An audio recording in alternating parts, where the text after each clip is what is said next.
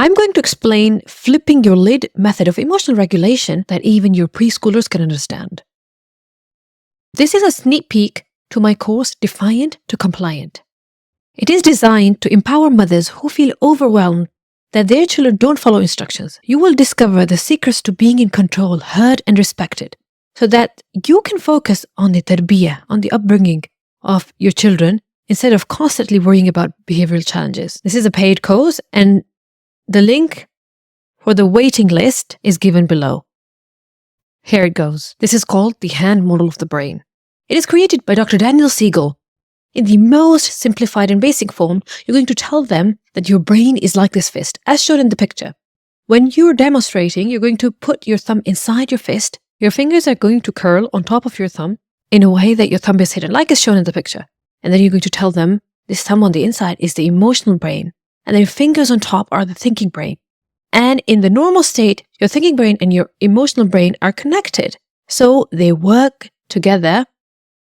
And when they work together, they can form the best decisions, the calm decisions. For example, when somebody comes and takes your toy away, and if your emotional brain and your thinking brain are working together, you might try to problem solve the situation and ask them, "Why did you do that? Can you please give it back? I'm not done with it yet." Then the other child might just give it back. Problem solved. This is the example of your emotional and thinking brain working together.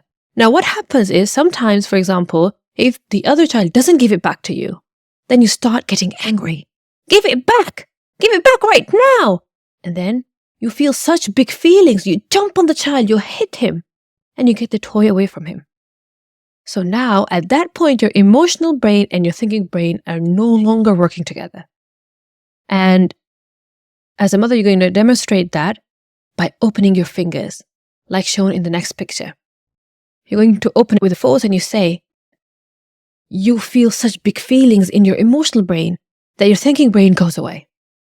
And now your emotional brain is exposed. So it makes you do things that you might regret. It makes you hit people, it makes you scream and yell and fall on the floor, react in big ways. This is because your thinking brain has gone away. To bring the thinking brain back, you can use the calm down corner we created in Module 1. You can go to the calm down corner with your child, or you can do it without the calm down corner as well. It works fine. And you tell your child to use balloon breathing. To teach them balloon breathing, you make a fist with your hand, and then you tell them to blow very slowly inside this fist. Imagine you're blowing a balloon. That's it. Take a deep breath in and blow very slowly inside the fist.